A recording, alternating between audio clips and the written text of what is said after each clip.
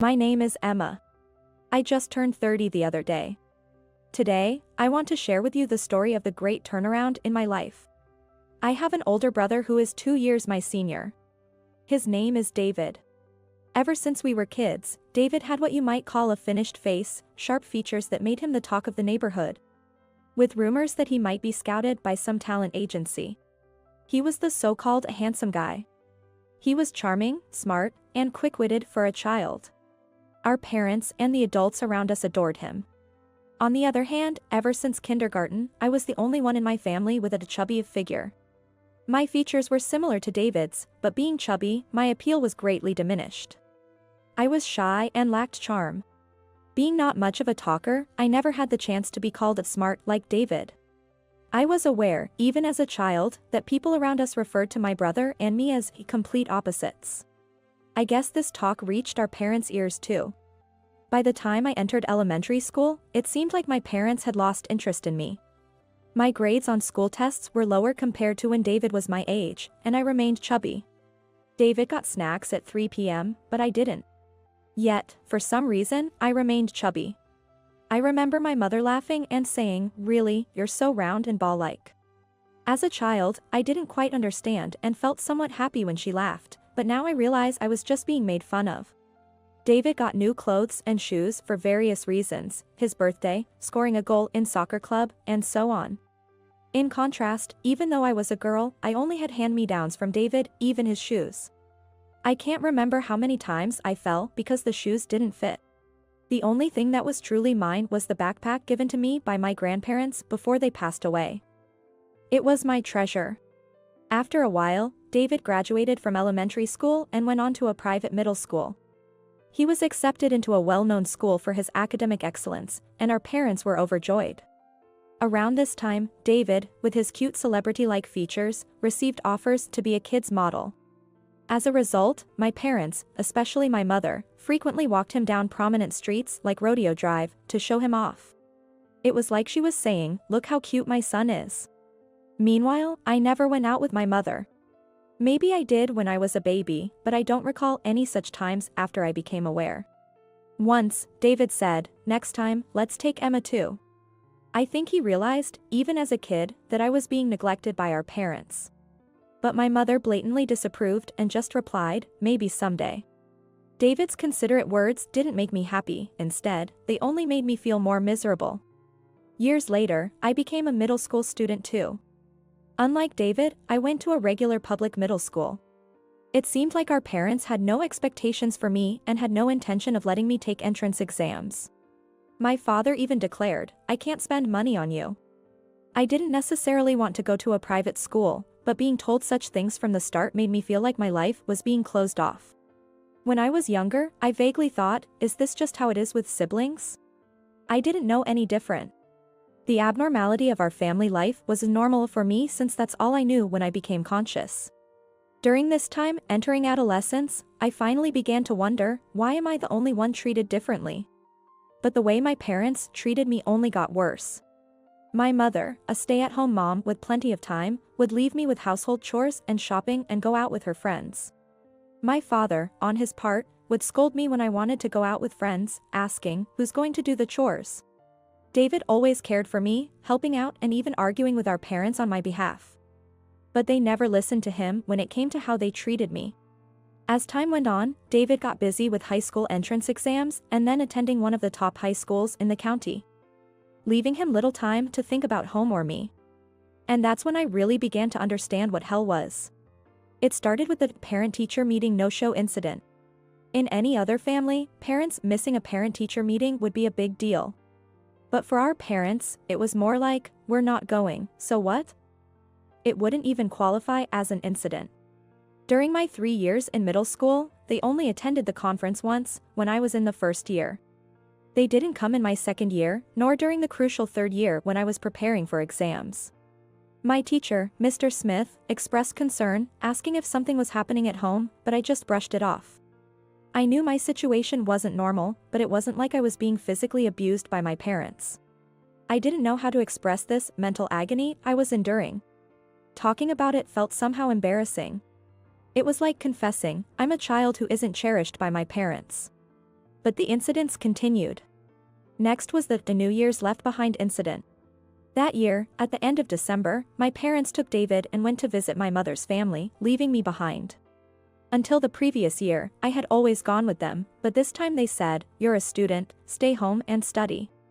It was probably just an excuse because they found me annoying. So, I ended up spending New Year's Eve alone. I couldn't bring myself to ask friends to hang out on such a day, not wanting to admit that I'm a lonely child left behind by my family. So, I stayed home alone. I watched the music awards and countdown shows by myself, shedding a few tears before falling asleep. The next morning, the doorbell rang incessantly, waking me up. I thought it was too early for my family to return, so I hesitantly checked the intercom to see who it was. There stood my maternal uncle Kevin and his wife Susan. Shocked, I rushed to the door with my untidy hair and asked, "What's going on?"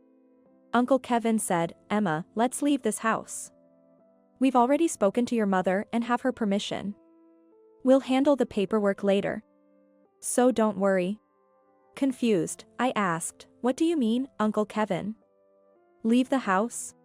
His demeanor unsettled me. What did he mean by leaving the house? Aunt Susan said, "Emma, if you don't mind, we'd like you to become our child. We've always thought of you as our daughter since you were born, especially since we couldn't have children." I was speechless. Indeed, my aunt and uncle, who couldn't have children, had always doted on me during visits. They had often criticized my parents' attitude towards me.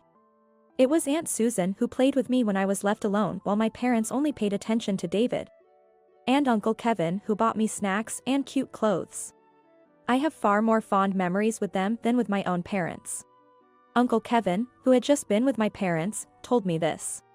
"Your parents, they're planning not to let you go to high school. They want to make you work as soon as you turn 16 to save money for David's college. We can't just stand by and let this happen. You have the right to go to school and shouldn't have to grind away your life for the family."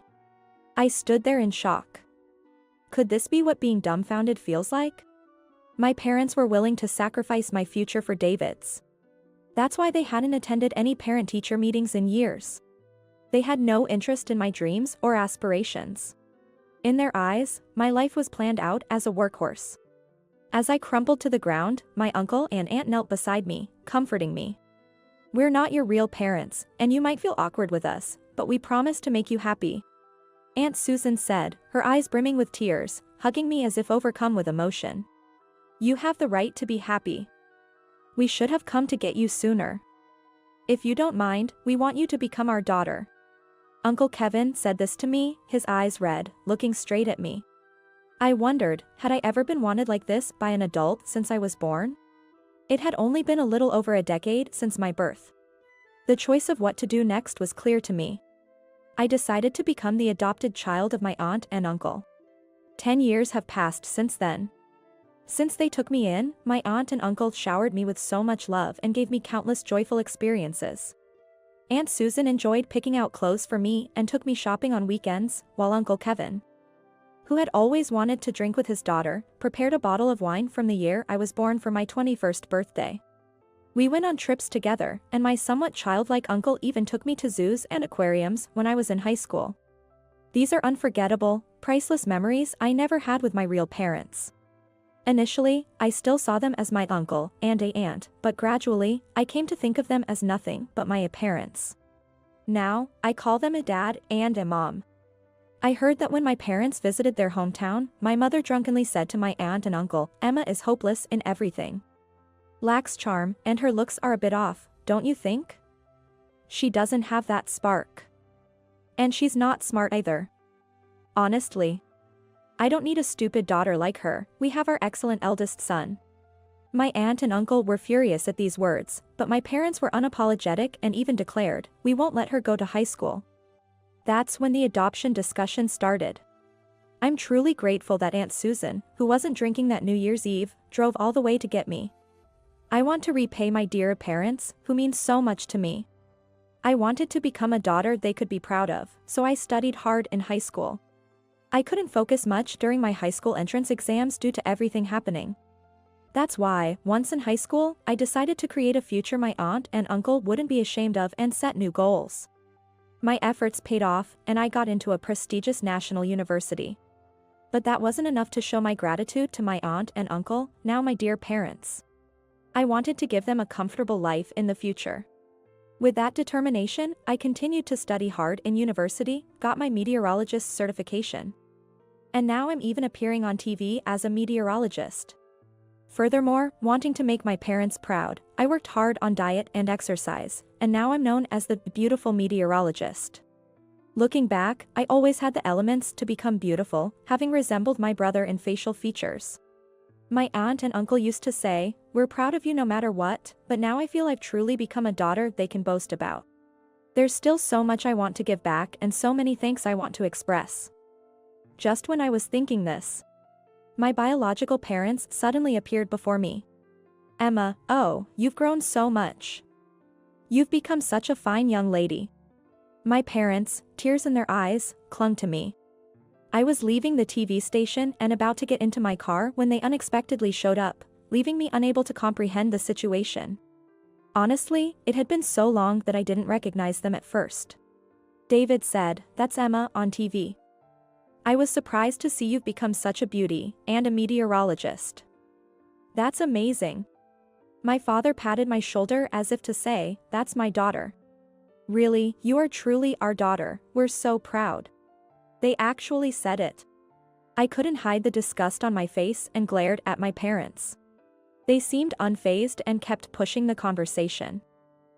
Since we've finally met, let's go to the restaurant up ahead for a meal.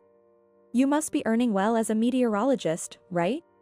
After all, what were they planning, ambushing me like stalkers? Asking if I earn a lot after suggesting a meal at a fancy restaurant made it clear they were just looking to take advantage of me.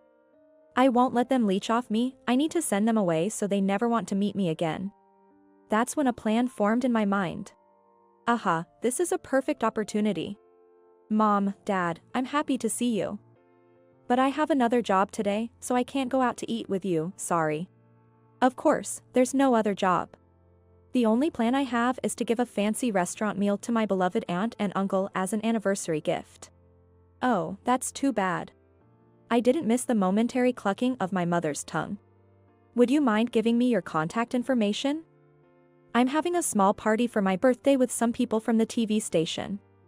It's not big, but there will be lots of delicious food, and it's going to be fancy. I'd love to invite you too." When I suggested this, my parents' eyes visibly lit up. "Really? That's great. Actors from the TV station will be there, won't they?" "Don't be silly, Dad, of course they'll be there." My parents were beaming with excitement. "Actors? As if. It's a small party for meteorologists, after all. Mainly newspaper and TV station staff.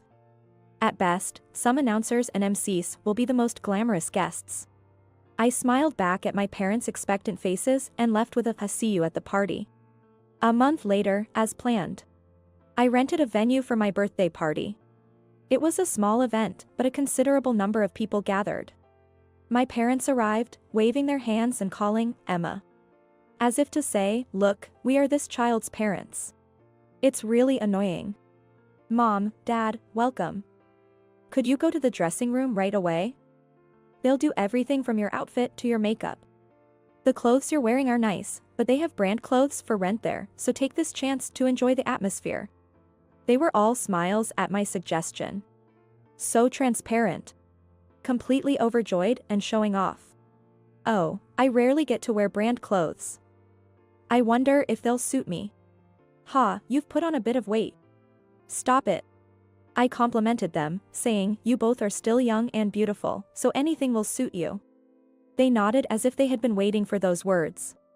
As a child, I couldn't understand my parents, always afraid of being disliked even more. But now, seeing them like this, they seem quite simple. They are the type of people who wag their tails at anything high-end, powerful, or beautiful. After getting their hair and makeup done, my parents returned to the party room, visibly delighted. My mother wore a light pink, shoulder-bearing miniskirt dress, the kind usually worn by younger people. It resulted in an appearance that was utterly nonsensical for her age. The sagging skin on her knees betrayed her age, impossible to hide. Dad chose a loud yellow and green geometric patterned tie with a bright red suit. In fact, he was the only one at the venue wearing such a flashy suit. Even for a casual dress code party, no one else would choose such a tasteless combination. The clothes, indeed brand name, were acquired from a second-hand shop. In fact, I had arranged everything.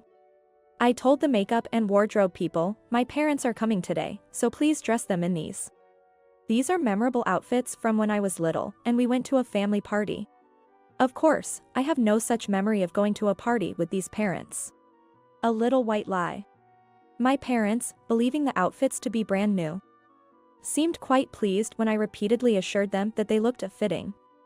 They are flashy, but if you say so, then it must be all right, they seemed to think. Once, my parents listened to everything my accomplished brother said, except when it concerned me. Now, their attention is directed towards me, their accomplished daughter. After a while, the party started, and as a party host, it was my turn to give a speech. Before going up on stage, I squeezed my parents' hands and said, I have a message for you two today, so listen closely, okay? My parents were surprised, what, and looked happily at me as I went up to the stage. Thank you all for coming to my birthday party. I want to take this moment to thank everyone who planned this party. My words prompted playful teasing from my friends, you're being too formal. You're not usually like that. Hearing this, I turned towards my parents jokingly and said, as usual. Today, my parents are here too, they are over there, I said, gesturing in their direction. And the lighting technician cleverly spotlighted them. Those are the parents who abandoned me in my teens, yet ambushed me after seeing me on TV, shamelessly trying to reconnect. The room buzzed with whispers at my statement. It's no wonder, as I hadn't shared much of my past with anyone except close friends. What are you saying, Emma? My mother stood up, and my father looked stunned. Those two compared me unfavorably to my talented brother since I was in kindergarten, oppressing only me. I didn't get snacks, only hand-me-downs from my brother. Even being treated like that, as a young child. I loved my parents because that's all a child knows. But in middle school, they pushed all the household chores onto me and even said they wouldn't let me go to high school. They never came to parent-teacher meetings. And then my aunt and uncle, worried about me, adopted me as their daughter. I'm usually very cheerful, if I do say so myself. That's because my aunt and uncle took me in and continually showed me with love that I wasn't a worthless child. Gaining confidence and overcoming my shyness, I was able to transform into a bright personality. So, my backstory came as quite a shock to the people at the party. Suddenly, I heard voices condemning my parents, that's awful, to come to your daughter's birthday dressed like that. My parents, unable to withstand the stares, hung their heads and trembled. But now, I'm thankful to those two. Because of them, I was blessed with my aunt and uncle, my truly dear parents. And I learned the warmth of a family. At these words, my parents looked at me as if to say, does this mean we're still important to you? I quietly smiled back at them. Max from Daily News, are you here? Please turn this story and the photos into an article. Consider it my birthday present. I called out to my acquaintance from the magazine who had already taken photos of my parents. Wait, stop. Don't do it. Don't take pictures. My parents panicked, desperately trying to hide their faces. No decency even in the end. I shouted at them. When I was a child, no matter how much I pleaded to stop, you forced me to do things. You can't expect to get away with it now after doing that to me. My mother was teary-eyed at my rebuke. Please, I will apologize to you. If it gets published, both of us will be blamed. You wouldn't want that for your parents. Would you? I was astounded at her audacity. Do you really think I still consider you as my parents? You never raised me properly, abandoning all your responsibilities as parents. My parents are my aunt and uncle, they are the only ones who are truly my mom and dad. Don't ever involve yourselves in my life again. Before I knew it, tears filled my eyes as I recalled everything and my gratitude towards my aunt and uncle. Witnessing this, guests at the party forcibly escorted my parents out of the venue. It's over, truly this time. I have completely cut ties with those people. When I was a child, I cut ties with my family under the protection of my aunt and uncle. But this time, I was able to distance myself from those people with my own strength. I feel a sense of accomplishment and gratitude towards my aunt and uncle, and even though I'm teary-eyed at how much I've grown, I'm feeling incredibly refreshed right now. Afterward, when the magazine editor asked me, "Are you sure about this?" I said please do it, and they published an article about my upbringing. It was quite sensational, covered by various programs, and while there were concerns about my image being tarnished, most of the articles and news were favorable, saying things like the comeback story of a girl cornered, approaching a modern-day Cinderella, and my popularity soared. On the other hand, my so-called parents, whom I reluctantly call that, faced scorn from neighbors and had to move out of their house after my article was published. The rumor quickly spread at my father's workplace, and he was pushed into retirement. My mother, being a housewife, meant they were both unemployed, and they had to dip into their savings to get by, as my brother informed me. Yes, even after I was sent to live with my adopted family, my brother was the only one who worried about me and would visit me at my aunt and uncle's place. At first, he said he wanted to live together again, but soon he was happy that it was the right choice for me to be adopted, realizing this home is better for Emma. He was my beloved brother who even helped me with my studies during my college days. After I told everything to the magazine, my brother also decided to cut ties with our parents, essentially disowning them. He joked, maybe the next time I'll see our parents will be at a funeral, but knowing him, he probably wouldn't even attend. 5 years have passed since then. I married Max, who helped me publish that article in the magazine. We've had children safely, and now I'm a mother of twin boy and girl. As a mother, I want to make sure my children grow up without favoritism, living freely and happily. Just like how my aunt and uncle showered me with unconditional love. And like how my brother always watched over me, even from afar. To raise them to be kind to everyone, just like them. But I still have other things to do besides parenting. Yes, it's repaying my debt of gratitude to my aunt and uncle. This year again, I gifted a trip for our wedding anniversary, traveling to Alaska with my husband, children, and aunt and uncle. My aunt and uncle keep saying, "Emma, you have your own family now, you don't need to do this," but repaying them is also a pleasure for me. It's not an obligation, I do it because I want to see the joy on their faces. It's kind of my life's joy. I joke, don't take away my fun, as I'm already planning what to do next. Maybe next time, a stay at a luxurious hotel with everyone would be nice. There's still so much I want to do with my family. My name is Sarah. I'm 26 years old and work in sales administration. I've been married to my husband, Kyle, for 2 years, and we're currently expecting our first child.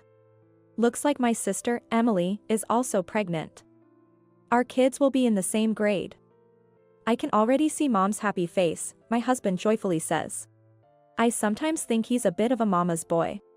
Well, my mother-in-law is quite warm and gentle, so I understand his fondness for her. Since my sister-in-law and her husband live with my in-laws, there's some distance between us, and so far, it hasn't been a problem. Or so I thought as I dreamed of a smooth-sailing life. At 9 months pregnant, my baby was diagnosed as breech, and considering the risks, I was advised to have a C-section. The thought of being cut open terrified me, but after Dr. Johnson explained the dangers of delivering a breech baby, I decided to go through with the C-section if the baby didn't turn around. I'm sure my husband feels the same way. So, before the chaos of hospitalization, we went to the hospital together. And I was surprised by his reaction when we were about to sign the consent form. A C-section? Really? Kyle turned to Dr. Johnson with a look of displeasure. Dr. Johnson, who had explained the situation politely, seemed perplexed. Why does it have to be like this? Well, because the baby is breech. It's dangerous to deliver normally. But dangerous.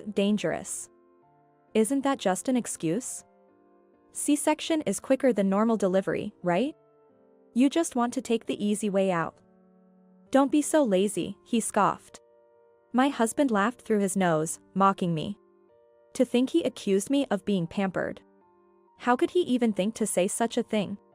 What do you mean by that? Well, it's true. You're already deciding on a C-section even though the baby might still turn.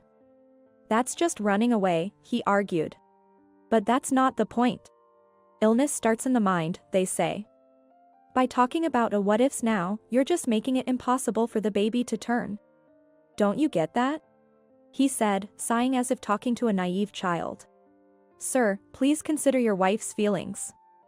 She needs to prepare mentally for what's ahead, Dr. Johnson tried to reason. Kyle's expression remained unimpressed. It's easy for you to say. If she goes through with this, it's me who'll be embarrassed, not you. I'm her husband, he retorted. What? How can you say that to Dr. Johnson? He snapped back. It's because of something wrong with your body that the baby is breech. And now you're getting angry about it? Can't you just give birth normally like everyone else? What does he mean by normally? I was stunned by his words. Isn't it normal for parents to want their child to be born healthy and safe? If you're really going through with this C-section, consider it as grounds for divorce, he said, pushing the consent form back. Not even saying goodbye to Dr. Johnson as he left. I don't think C-section is something to be ashamed of. I've heard that 1 in 4 women give birth by it. It's my husband's outdated views that are the problem. I tried to explain it to him several times. But he kept saying things like, kids born by C-section miss out on the tough journey, so they become wimps. Or you only truly feel love when you endure the pain of childbirth. You won't be a proper mother. His prejudices were just too irrational. The baby remained breech until the 10th month of pregnancy. I can't wait any longer. Sign the consent form, I urged. What? If you do, we're getting a divorce, he threatened. He thought I would back down at the mention of divorce, but I had already made up my mind. A man who can't prioritize the safety of his child has no right to be a father. I snatched the consent form and told him to divorce. Fine, let's get divorced then. My ex-husband, wide-eyed at my sudden words, muttered, "You're going to regret this," as he agreed. On my way back to my parents' house, I called them about the divorce. My parents seemed surprised to see me return so suddenly, but they comforted me after hearing the story. The next day, feeling a bit down about having to discuss alimony and child support later, I received a call from my ex-husband. I ignored it a few times, but eventually answered due to the persistent ringing. He sounded almost tearful, saying, "Help me." It was strange that he was reaching out so soon. When I listened, he explained that he had been attacked by sudden, excruciating pain since the morning, thinking he was dying. He groaned with stabbing pain, made a mess diving onto the dining table, and couldn't find any painkillers. He even cursed my absence.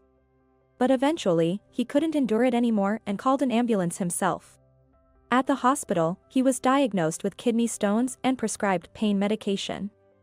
He said he was now home, discussing hospitalization options with his family. Oh, really? I couldn't help but feel cold about it, thinking if the painkillers were working, he should be able to manage. Kidney stones usually pass naturally, right? My father had the same diagnosis before, and he naturally passed the stones after being prescribed painkillers and medication. Well, that's possible, but... My ex-husband's response was hesitant. The stone they found must have been relatively small. In that case, medication and observation would be possible. It hurt unbelievably. If I had surgery, they'd just break it up with a laser, and it would be over quickly. I can't stand going through that again. That's just running away, I said, echoing a phrase I had heard before. What? Don't look for the easy way out. Endure it. It might pass naturally. And what if it doesn't? Don't talk about what ifs. Illness starts in the mind, right? If you don't believe it won't happen, I replied. I couldn't help but laugh. My ex-husband fell silent and hung up the phone. Sometime later, I gave birth to a lovely baby boy. His name is Ethan. I felt relieved to have chosen a C-section when I heard his umbilical cord was wrapped around his neck. I hadn't heard from my ex-husband, but one day, my former mother-in-law called. "Sarah, I heard from Kyle that you're separated now?" Her tone was not accusing, but rather worried. Apparently, my ex-husband had relied entirely on his mother for hospital preparations and all the arrangements. When she entered the house with a key he gave her, she screamed, thinking burglars had been there, due to the mess. Kyle won't explain anything clearly. He just keeps insisting that it's all Sarah's fault for leaving, she said. I explained the situation to her. The prejudice against C-section, the slander towards me, and why I had to go back to my parents for the birth.